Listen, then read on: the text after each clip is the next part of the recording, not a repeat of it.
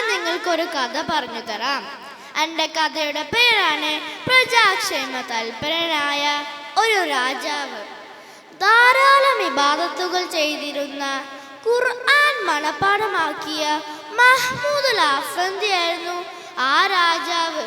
തൻ്റെ രാജ്യത്തെ 7 പ്രവശ്യകളാക്കി പല നാട്ടുരാജാക്കൾക്ക് അദ്ദേഹം വിഭജിച്ചു നൽകി. അതിൽ ഒരാൾ രാജാവിന് സുന്ദരിയായൊരു മകളുണ്ടായിരുന്നു. അവളുടെ പേര് സുഹറ. മഹ്മൂദ് അൽ അഫ്ന്ദിയുമായി സുഹറയുടെ വിവാഹം ഉറപ്പിച്ചു വെച്ചിരിക്കുകയായിരുന്നു. ഒരു ദിവസം മഹ്മൂദ് അൽ അഫ്ന്ദി നായാട്ടിനായി ദേഹം എണ്ണ തേച്ച് കൊട്ടാരം മട്ടുപാവിലൂടെ ഉലാത്തുകയായിരുന്നു.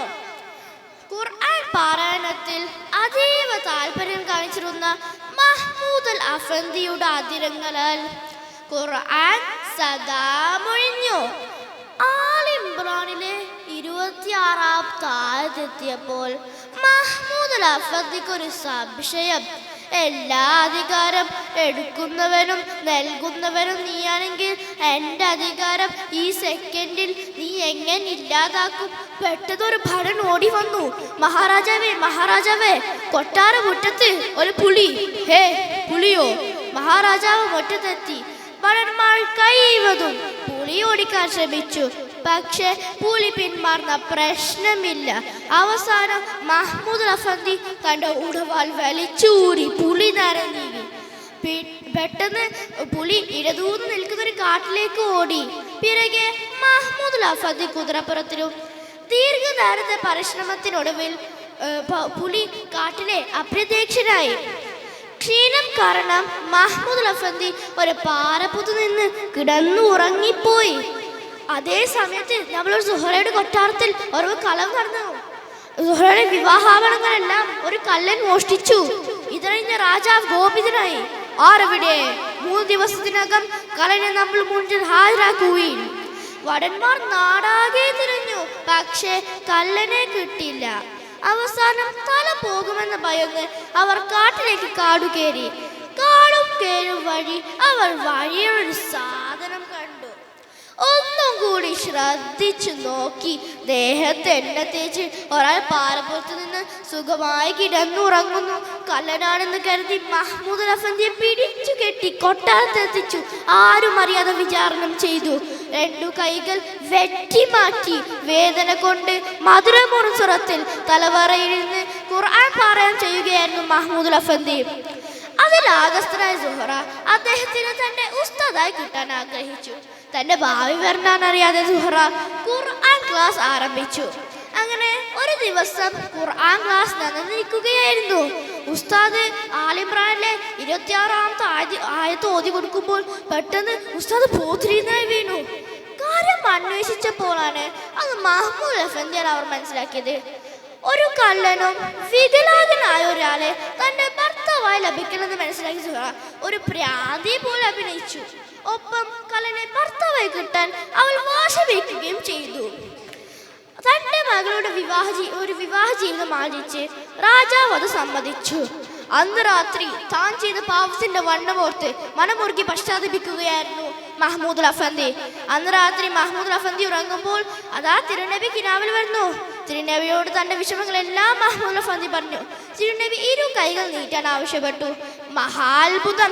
തിരുനബിയുടെ തിരുസ്പർശനമേറ്റും കൈകൾ 2 പഴയതുപോലെയായി. ഇതൊരാളിൽ നിന്ന് മറ്റൊരാളിൽ നിന്ന് അങ്ങനെ കൊട്ടാരം മുഴുവൻ ഈ വാർത്ത പടർന്നു.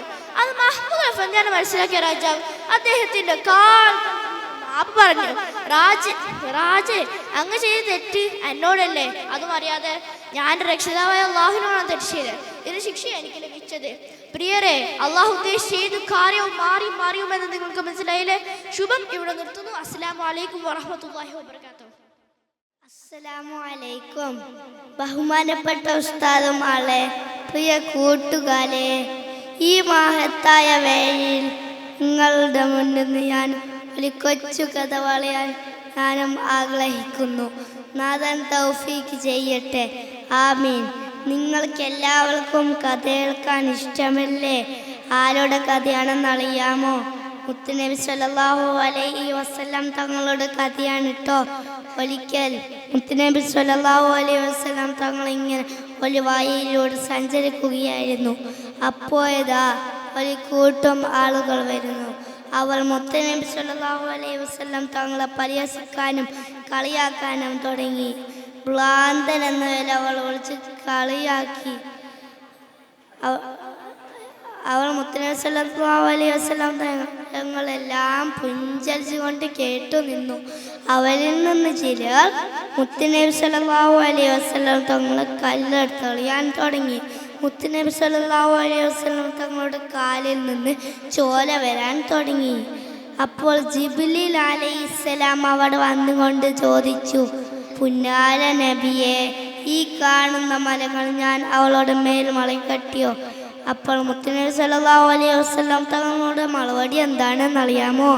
വേണ്ട ജിബ്രീലേ, അവൾ അളവില്ലാത്ത സമുദായക്കാളാണ് കേട്ടോ.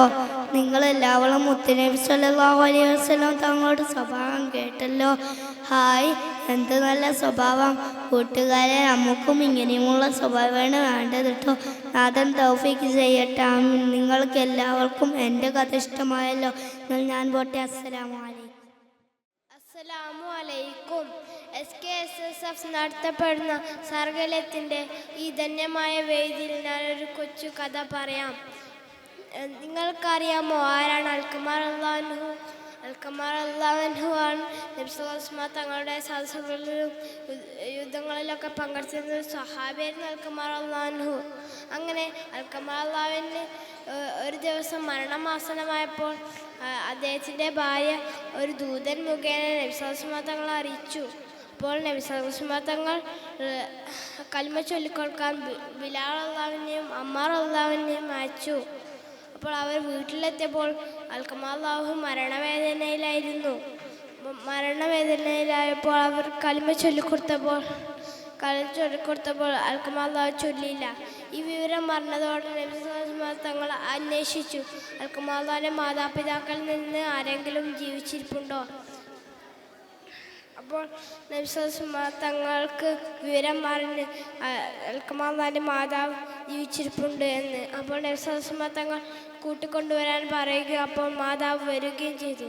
അപ്പോൾ നബി സല്ലല്ലാഹു അലൈഹി വസല്ലം തങ്ങൾ ചോദിച്ചു, അൽഖമാർ, നിങ്ങളുടെ മകൻ അൽഖമാർക്ക് എന്ത് സ്ഥിതിയായിരുന്നു? അപ്പോൾ നബി സല്ലല്ലാഹു അലൈഹി വസല്ലം അൽഖമാറിൻ്റെ മാതാവ് പറഞ്ഞു, ഇവൻ എന്നെ ധിക്കരിച്ച് നടന്നവനാണ്. അപ്പോൾ നബി സല്ലല്ലാഹു അലൈഹി വസല്ലം തങ്ങൾ ബിലാൽ റളിയല്ലാഹുവിനോട് കുറച്ച് വിറക് കൊള്ളികൾ കൊണ്ടുവരാൻ പറഞ്ഞു. അപ്പോൾ അവർ കൊണ്ടുവരുമ്പോഴത്തേക്ക് മാതാവ് ചോദിച്ചു, എന്തിനാണ് വിറക് കൊള്ളികൾ? അപ്പോൾ നബി സല്ലല്ലാഹു അലൈഹി വസല്ലം തങ്ങൾ കരഞ്ഞുകൊണ്ട് പറഞ്ഞു, ഞാൻ അൽഖമയെ തീയിട്ട് കത്തിക്കാൻ പോകാൻ. അപ്പോൾ മാതാവ് പറഞ്ഞ്, കത്തിക്കരുത് എന്ന് പറഞ്ഞ് കരഞ്ഞുകൊണ്ട് അൽഖമാക്ക് ഞാൻ പുറത്തു കൊടുത്തു എന്ന് പറഞ്ഞു. അപ്പോൾ അൽഖമാർ റളിയല്ലാഹു കലിമയും ചൊല്ലിക്കൊണ്ട് ഈ ഭൂലോകത്ത് നിന്ന് വിട പറയുകയും ചെയ്തു. ഇതുകൊണ്ട് നാം എപ്പോഴും പണിയും ആദരിക്കുകയും ചെയ്യണം, ആദരിക്കുകയും അനുസരിക്കുകയും ചെയ്യണം. ഇത്രയും പറഞ്ഞ എൻ്റെ ഈ കൊച്ചു കഥ ഇവിടെ അവസാനിപ്പിക്കുന്നു.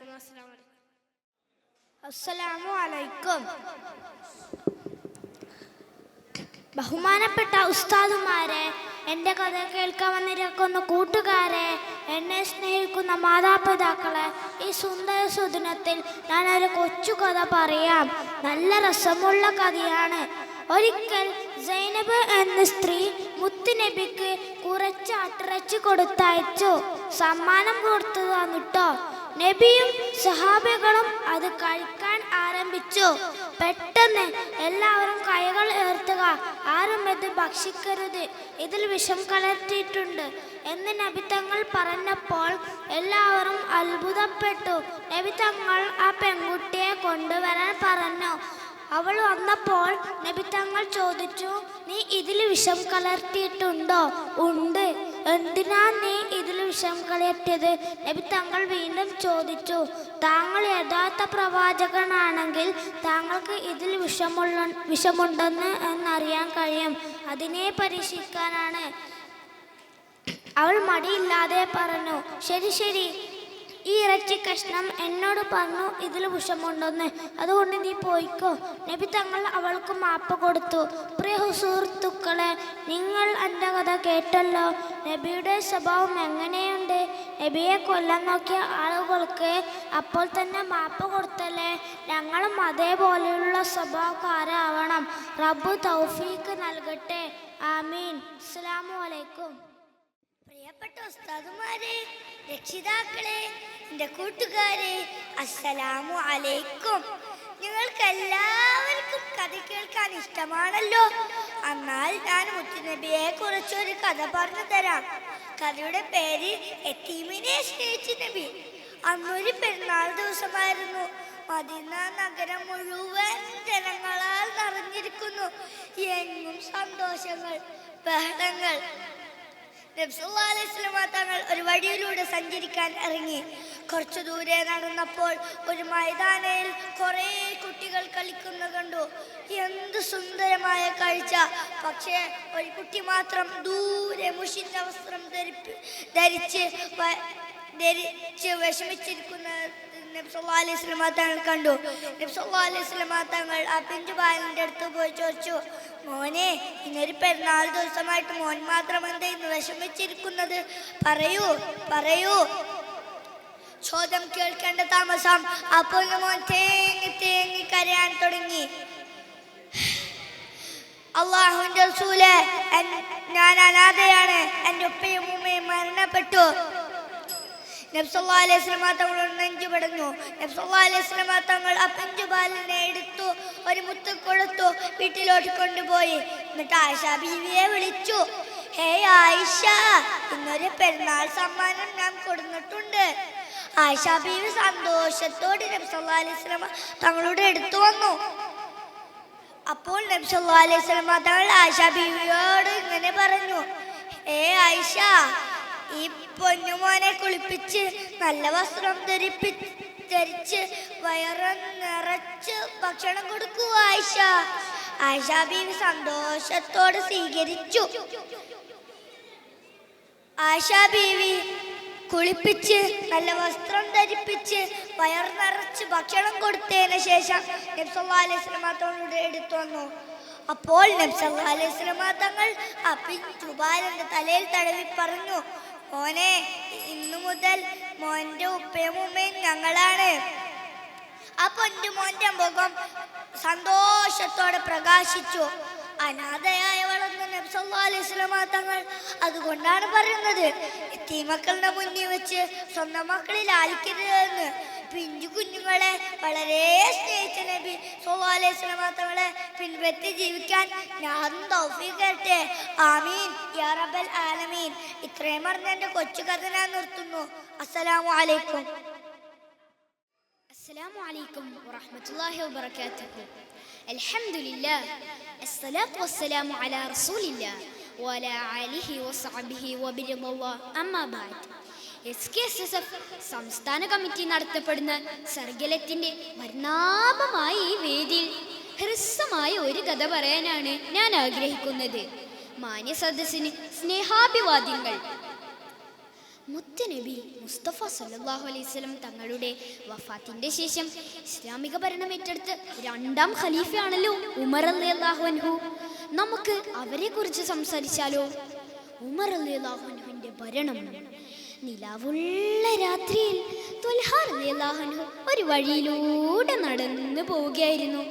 അപ്പോൾ അതാ നിലാവിന്റെ വെളിച്ചത്തിൽ ആരോ ഒരാൾ നടന്നു നീങ്ങുന്നതായി ത്വൽഹ റളിയല്ലാഹു അൻഹുവിന്റെ ശ്രദ്ധയിൽപ്പെട്ടത്. ത്വൽഹ റളിയല്ലാഹു അൻഹു സംശയം, ആരാണത്? കുറച്ചുകൂടി നടന്നു നോക്കിയപ്പോഴാണ് മനസ്സിലായത് അത് ഖലീഫ ഉമർ റളിയല്ലാഹു അൻഹു ആയിരുന്നു എന്ന്. അദ്ദേഹം നടന്ന് ഒരു ചെറ്റക്കുടിലിനകത്തേക്ക് പ്രവേശിച്ചു. ത്വൽഹ റളിയല്ലാഹു അൻഹുവിന് വീണ്ടും സംശയം, എന്തിനാണ് ഖലീഫയായ ഉമർ റളിയല്ലാഹു അൻഹു ആ വീട്ടിൽ കയറിയത്? പെട്ടെന്ന് മഴ പെയ്യാൻ തുടങ്ങി. ശക്തമായ മഴ. ത്വൽഹ റളിയല്ലാഹു അൻഹു വീട്ടിലേക്ക് ഓടി. എന്നാലും ആ ഒരു സംശയം ത്വൽഹ റളിയല്ലാഹു അൻഹുവിനെ അലട്ടിക്കൊണ്ടേയിരുന്നു. അടുത്ത ദിവസം സുബ്ഹിക്ക് തന്നെ ത്വൽഹ റളിയല്ലാഹു അൻഹു ആ വീട്ടിലേക്ക് പോയി. ത്വൽഹ റളിയല്ലാഹു അൻഹു അമ്പരന്നു. എന്താണെന്ന് അറിയാമോ കൂട്ടുകാരെ?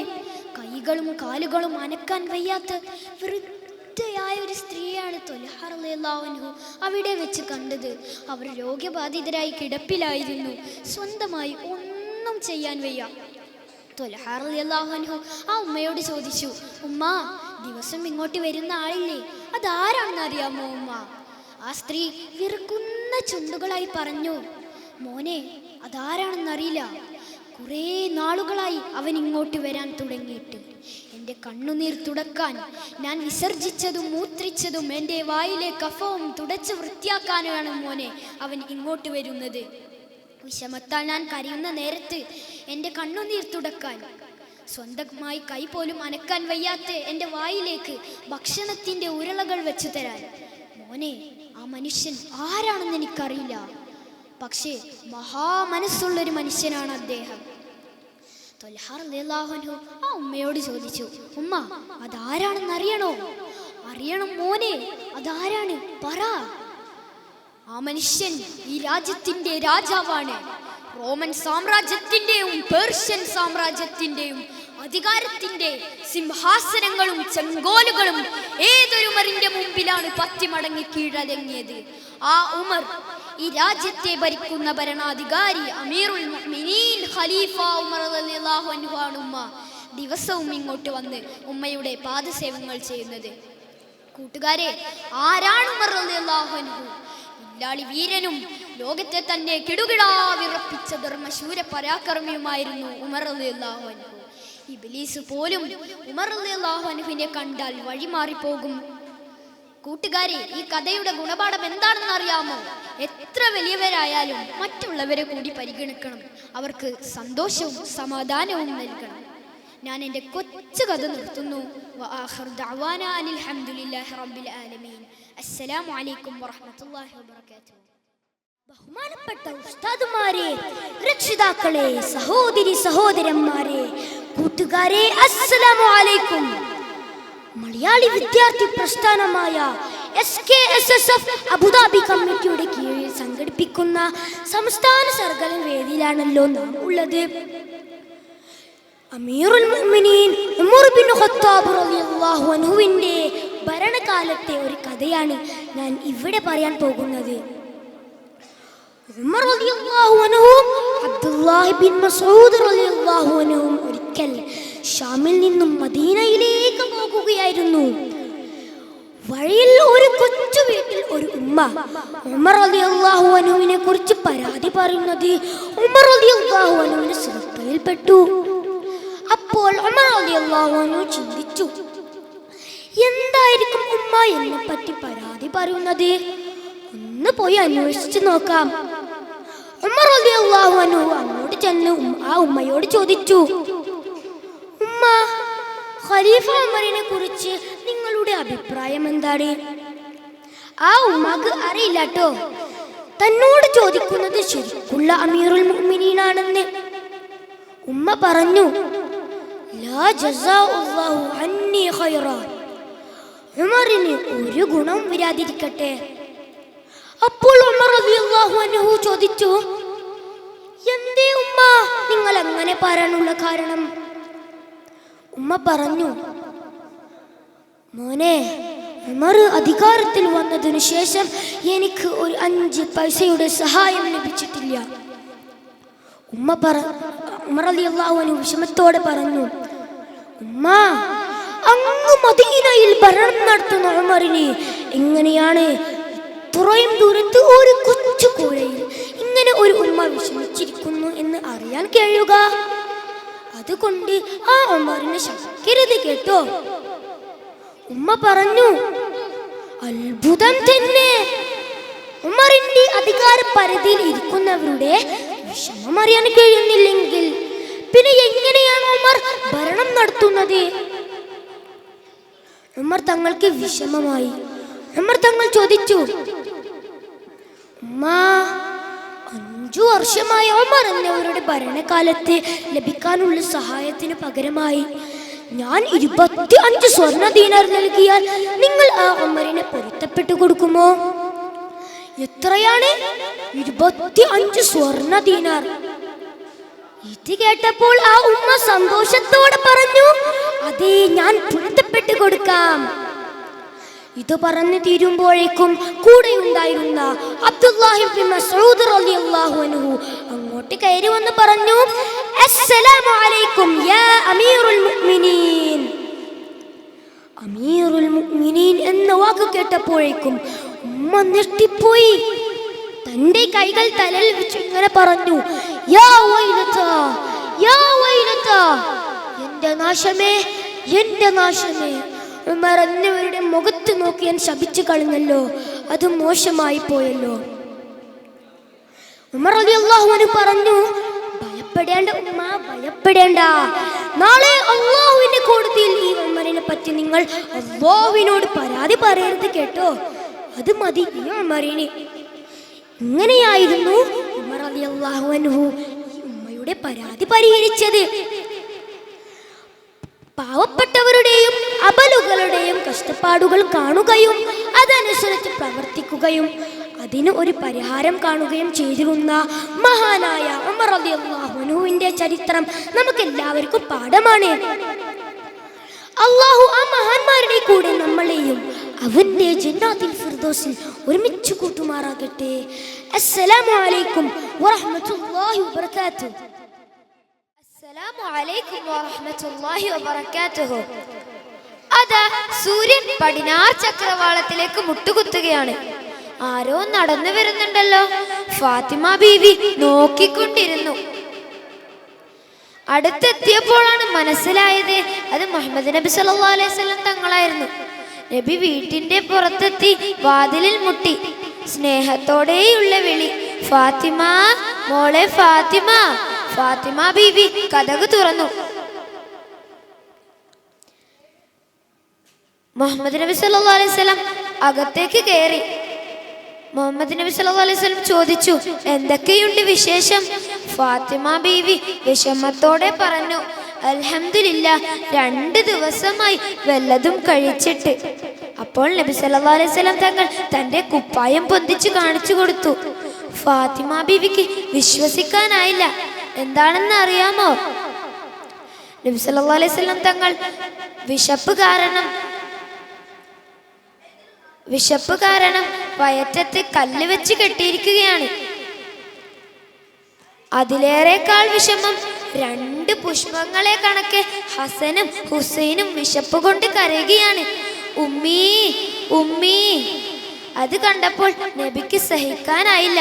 നബി ഒന്നും പറയാതെ നേരെ തെരുവിലേക്ക് ഇറങ്ങി. നടന്ന് ഏതാണ്ടും മദീനയുടെ അടുത്തെത്തി.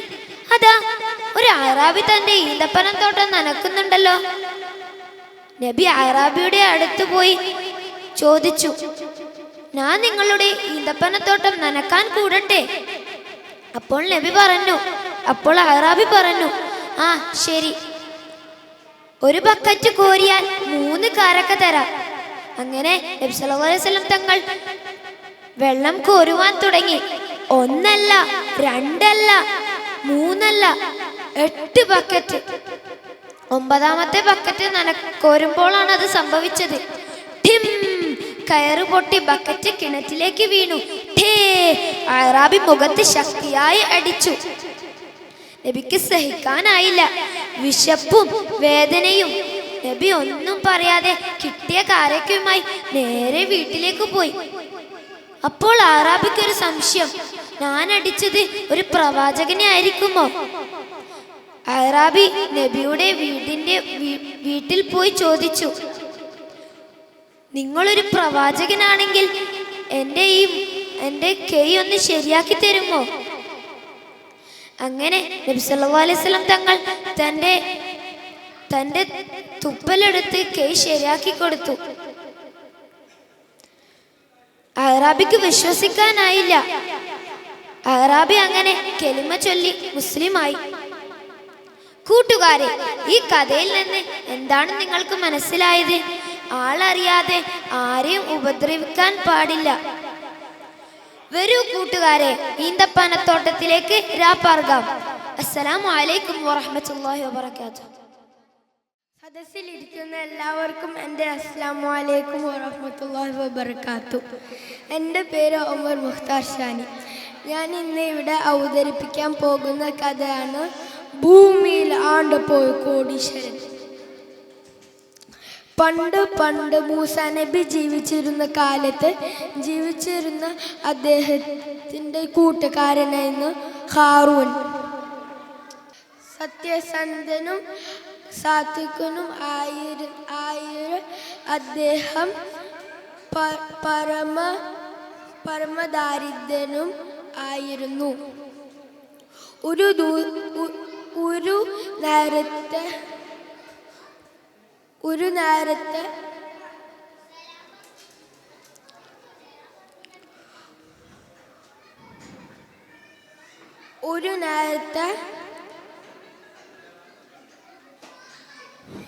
നേരത്തെ വിശപ്പ് അടക്കാൻ തൻ്റെ മകൻ വാവിട്ട് കരഞ്ഞ് അദ്ദേഹം സഹിച്ചില്ല.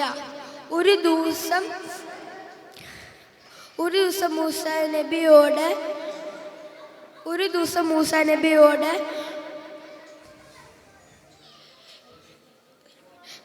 ഹാറൂൻ ഇപ്രകാരം പറഞ്ഞു: അല്ലയോ നബിയെ,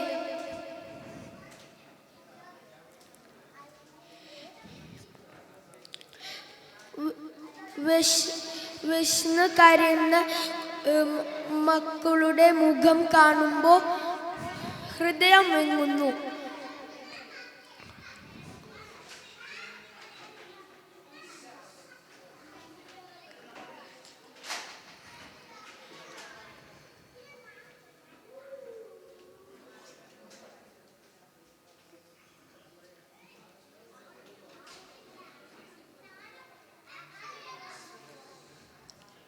അപ്പോൾ മൂസാ നബി ചിരിച്ചിട്ട് പറഞ്ഞു: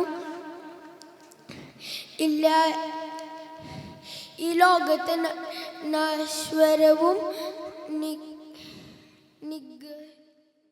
വീതിയിലുള്ള ഉസ്താദുമാരെ, എൻ്റെ പ്രിയ കൂട്ടുകാരെ, അസ്സലാമു അലൈക്കും. ഞാൻ ഇന്ന് പറയാൻ പോകുന്ന കഥയുടെ പേരാണ് മദീനയെ കരയിപ്പിച്ച ബിലാൽ. അതെ, ആരാണ് ബിലാൽ റളിയല്ലാഹു അൻഹു? മുത്തനബിയെ വളരെയേറെ ഇഷ്ടപ്പെട്ടിരുന്ന ഒരു സ്വഹാബിയാണ് ബിലാൽ റളിയല്ലാഹു അൻഹു. മുത്തനബി വഫാത്തായതിനു ശേഷം ഒരു അല്പം പോലും തങ്ങൾ അവിടെ നിന്നില്ല, ശാമിലേക്ക് ഓടിപ്പോയി. ഒരു ദിവസം ഉറങ്ങുന്ന സമയത്ത് തങ്ങൾ ഞെട്ടി എണീച്ചു, കരയാൻ തുടങ്ങി. ഉദു എടുത്തു, 2 റക്അത്ത് നിസ്കരിച്ചു, എന്നിട്ട് വീണ്ടും കരയാൻ തുടങ്ങി. ഭാര്യ എണീച്ചു ചോദിച്ചു: എന്തിനാ കരയുന്നത്? വിഷമം സഹിക്കാൻ കഴിഞ്ഞില്ല. ബിലാൽ റളിയല്ലാഹു പറഞ്ഞു: എനിക്ക് എന്റെ മുത്തനബിയുടെ ചാരത്തേക്ക് പോകണം. ഭാര്യ ചോദിച്ചു: ഇപ്പോഴോ? മദീനയിലോട്ടോ? എത്ര ദൂരമുണ്ട് മദീനയിലോട്ട് പോകാൻ? ബിലാൽ റളിയല്ലാഹു പറഞ്ഞു: അതെ, അത് വെറും പോക്കല്ല, അതെന്റെ ഹബീബ് ക്ഷണിച്ചിട്ടുള്ള പോക്കാണ്. എന്റെ ഹബീബ് എന്നോട് പറഞ്ഞു: മോനെ ബിലാലേ, നിനക്ക് എന്നോട് പിണക്കമാണോ? എന്താണ് എന്നോടുള്ള പിണക്കം? ഇതും പറഞ്ഞ് ഹബീബിനെ കാണുന്നില്ല. ഇത് കണ്ടിട്ടാണ് ബിലാൽ റളിയല്ലാഹു അൻഹു ഞെട്ടി എണീച്ചത്. ഭാര്യ കുറെ സമാധാനിപ്പിച്ചു. ബിലാൽ റളിയല്ലാഹു ഉടൻ പറഞ്ഞു: എനിക്ക് പോകണം എന്റെ മുത്തനബിയുടെ ചാരത്തേക്ക്, ഞാൻ പോകുകയാണ്.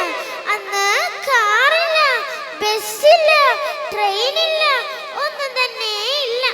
ഒന്നില്ലെങ്കിൽ നടന്നു പോകണം, അല്ലെങ്കിൽ കുതിരപ്പുറത്തോ ഒട്ടകപ്പുറത്തോ പോകണം. അങ്ങനെ ബിലാൽ റളിയല്ലാഹു അൻഹുവിന്റെ ഒട്ടകത്തിനെ ശരിയാക്കി തങ്ങൾ ഭാര്യനോട് അസ്സലാമു അലൈക്കും പറഞ്ഞുകൊണ്ട് തങ്ങൾ യാത്ര തുടങ്ങുകയാണ്. 40 ദിവസം വേണം അവിടെ എത്താൻ. അങ്ങനെ 40ാമത്തെ ദിവസം എത്തി. അതാ കാണുന്നു മദീന. യാത്ര ചെയ്ത് കൈയും കാലും വിറക്കാൻ തുടങ്ങി. ആ സമയത്ത് സുബ്ഹി ആയിരുന്നു.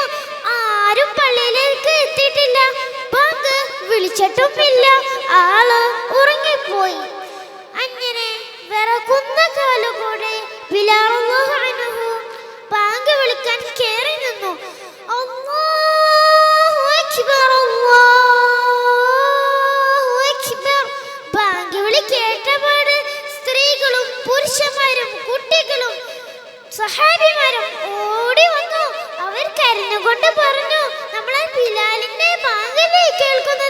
നമ്മളെ മുത്തനബി വന്നു. പക്ഷേ ബിലാൽ റളിയല്ലാഹു അൻഹുക്ക് ഭാഗം മുഴുവനിപ്പിക്കാൻ കഴിഞ്ഞില്ല. അഷ്ഹദു അന്ന മുത്തനബിയുടെ പേര് പറയുന്നതിനും ബിലാൽ റളിയല്ലാഹു അൻഹു തല കറങ്ങി വീണു. അതാ കിടക്കുന്നു. അങ്ങനെ എല്ലാ സഹാബിമാരും വന്നു നോക്കുമ്പോൾ ബിലാൽ റളിയല്ലാഹു അൻഹു തല കറങ്ങി വീണ് കിടക്കുന്നു.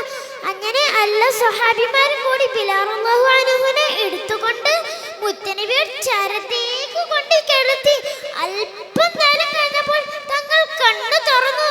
എന്നിട്ട് വീണ്ടും കരയാൻ തുടങ്ങി, തന്റെ ഹബീബിനെ ഓർത്തുകൊണ്ട്. അങ്ങനെ എല്ലാ സഹാബിമാരും കെട്ടിപ്പിടിക്കാൻ തുടങ്ങി. അങ്ങനെ ബിലാൽ റളിയല്ലാഹു അൻഹുക്ക് സങ്കടം സഹിക്കാൻ കഴിഞ്ഞില്ല. അങ്ങനെ മുത്തനബിയോടും മദീനയോടും സഹാബിമാരോടും അസ്സലാമു അലൈക്കും പറഞ്ഞുകൊണ്ട് തങ്ങൾ ഷാമിലേക്ക് മടങ്ങി. കാരണം തന്റെ മുത്തനബി ഇല്ലാത്ത നാട്ടിൽ തങ്ങൾ നിൽക്കില്ല. എന്റെ പ്രിയ കൂട്ടുകാരെ, നമുക്ക് മുത്തനബിയെ കാണാൻ കഴിഞ്ഞില്ല, കണ്ടവരെയും കാണാൻ കഴിഞ്ഞില്ല. ഇനി നമുക്ക് ചെയ്യാനുള്ളത് മുത്തനബിയുടെ പേരിൽ കുറേ സ്വലാത്തുകൾ ചൊല്ലാം, തിരുസനത്തുകളും എടുക്കാം എന്ന് പറഞ്ഞുകൊണ്ട് എന്റെ കൊച്ചകഥ ഞാൻ നിർത്തുന്നു. വസീകും ബിദ്ദുആ. അസ്സലാമു അലൈക്കും. ബഹുമാനപ്പെട്ട ഉസ്താദുമാരെ, എന്റെ പ്രിയപ്പെട്ട കൂട്ടുകാരെ, അസ്സലാമു അലൈക്കും. നബിദിനത്തോടനുബന്ധിച്ച് സർഗലയ നടത്തുന്ന പ്രൗഢമായ വേദിയിൽ നിങ്ങളോട് ഞാനൊരു കഥ പറയാം. എന്റെ കഥയുടെ പേരാണ് വിസ്മയിപ്പിച്ച് വിരുന്ന് സൽക്കാരം. ഒരിക്കൽ നബി സല്ലല്ലാഹു അലൈഹി വസല്ലമയും കൂട്ടരും യുദ്ധമുഖത്ത് കിടങ്ങൊഴിക്കുകയായിരുന്നു. അവർക്കാണെങ്കിലോ നല്ല വിശപ്പ്, കൊടും വിശപ്പ്. എന്നിട്ടും അവർ കിടങ്ങൊഴിക്കുകയായിരുന്നു. ഈ രംഗം കണ്ട ജാബിർ റളിയല്ലാഹു അൻഹു അത് സഹിക്കാനേ കഴിഞ്ഞില്ല. ജാബിർ റളിയല്ലാഹു അൻഹു വേഗം പോയി ആടിൻകുട്ടിയെയും അല്പം ഗോതമ്പ് മാവും സംഘടിപ്പിച്ച് വീട്ടിലേക്ക് പോയി. എന്നിട്ട് തന്റെ ഭാര്യ സുലൈഹ ബീവിയെ വിളിച്ചു. സുലൈഹ, ഓ സുലൈഹ. പരിഭ്രമത്തോടെയുള്ള വിളി കേട്ട് സുലൈഹ ബീവി വേഗം ഭർത്താവിന്റെ മുന്നിൽ വന്നു നിന്നു. മുത്തനബിക്ക് വിശക്കുന്നു, നീ വേഗം പോയി ഭക്ഷണങ്ങളൊക്കെ ഉണ്ടാക്ക്. ഇത് പറഞ്ഞുകൊണ്ട് ജാബിർ റളിയല്ലാഹു അൻഹു കത്തി മൂർച്ചാക്കി അടിഞ്ഞെടുത്തു. എന്നിട്ട് നബി സല്ലല്ലാഹു അലൈഹി വസല്ലമയെ വിളിക്കാൻ അവിടുത്തെ ചാരത്തേക്ക് നീങ്ങി. പിന്നെ വീട്ടിൽ സംഭവിച്ചതൊന്നും ജാബിർ റളിയല്ലാഹു അൻഹു അറിഞ്ഞില്ല. അവിടെ എന്താണ് സംഭവിച്ചതെന്ന് അറിയാമോ കൂട്ടുകാരെ? ജാബിർ റളിയല്ലാഹു അൻഹു ആടിഞ്ഞാർത്ത രംഗം തന്റെ 4ഉം 2ഉം വയസ്സുള്ള പിഞ്ചു മക്കൾ നോക്കി നിന്നിരുന്നു. മൂത്തവൻ അനിയനോട് ചോദിച്ചു, അനിയാ, ഉപ്പ ആടിഞ്ഞാർത്തതുപോലെ ഞാൻ നിന്നെ അറുത്തോട്ടെ? എന്താണ് അറിവെന്നോ എന്താണ് മരണമെന്നോ ഒന്നും അവർക്കറിയില്ലായിരുന്നു. കുഞ്ഞു മക്കളാണല്ലോ അവർ. അങ്ങനെ ഉപ്പ ആടിഞ്ഞേർത്തതുപോലെ മൂത്തവൻ ഇളയവനെ അറുക്കുകയാണ്. സുബ്ഹാനല്ലാഹ്, തന്റെ പിഞ്ചു കഴുത്തിൽ നിന്ന് നക്ഷത്ര പൂക്കൾ പോലെ രക്തം ചാലിട്ടൊഴുകി. അടയാൻ പോകുന്ന കണ്ണുകൾ ഇക്കാക്കയെ ദയനീയമായി നോക്കി. എന്ത് ചെയ്യണമെന്നറിയാതെ മൂത്തവൻ തിടുക്കത്തിൽ അവിടെ നിന്നോടി. ഓടുന്നതിന്റെ ഇടയിൽ മറ്റൊന്നും കൂടി സംഭവിച്ചു. അവന്റെ കാൽ തെങ്ങി കത്തിയുടെ മുകളിലേക്ക് വീണു. ഇന്നാലില്ല, ജ്യേഷ്ഠനും ഈ ലോകത്തോട് വിട പറയുകയാണ്. മരണത്തിന്റെ ഇരുൾ നിറഞ്ഞ പാതയിലേക്ക് ഒരു വീട്ടിലെ 2 മക്കൾ, അതും ഒരേ സമയം. സ്നേഹനിധിയായ ഉമ്മ സുലൈഹ ബീവി ഇതെങ്ങനെ സഹിക്കും? ഇല്ല, ലോകത്ത് ഒരു ഉമ്മാക്കും ഇത് സഹിക്കാൻ കഴിയില്ല. അപ്പോഴാണ് ജാബിർ റളിയല്ലാഹു അൻഹുവിന്റെ ക്ഷണം സ്വീകരിച്ച് നബി സല്ലല്ലാഹു അലൈഹി വസല്ലം സഹാബത്തും വീട്ടിലെത്തുന്നത്. ഇത് കണ്ട സുലൈഹ ബീവി ആകെ വിഷമത്തിലായി. ഒരു ഭാഗത്ത് നബി സല്ലല്ലാഹു അലൈഹി വസല്ലമയോടുള്ള ഇഷ്ടം ഓളം തട്ടുന്നു, മറുഭാഗത്ത് മക്കളെ ഓർത്തുള്ള സങ്കടവും. എന്നിട്ട് സുലൈഹ ബീവി നബി സല്ലല്ലാഹു അലൈഹി വസല്ലമക്ക് കഴിക്കാൻ ഭക്ഷണങ്ങളൊക്കെ എടുത്തു വെക്കുകയും നബി സല്ലല്ലാഹു അലൈഹി വസല്ലമ കഴിക്കാൻ ഇരിക്കുകയും ചെയ്തു. അപ്പോഴാണ് നബി സല്ലല്ലാഹു അലൈഹി വസല്ലമയുടെ ഒരു ചോദ്യം, ജാബിർ, നിന്റെ മക്കളെവിടെ? ജാബിർ റളിയല്ലാഹു അൻഹു സുലൈഹ ബീവിയോട് ചോദിച്ചു, മക്കളെവിടെ സുലൈഹ? വിഷയം മാറ്റാൻ പല തരത്തിലും സുലൈഹ ബീവി ശ്രമിച്ചു. പക്ഷെ വീണ്ടും വീണ്ടും നബി സല്ലല്ലാഹു അലൈഹി വസല്ലമ മക്കളെ ചോദിച്ചു. ഒടുവിൽ വളരെ സങ്കടത്തോടെ ആ സത്യം സുലൈഹ ബീവി ജാബിർ റളിയല്ലാഹു അൻഹുവിനോട് പറഞ്ഞു കൊടുത്തു.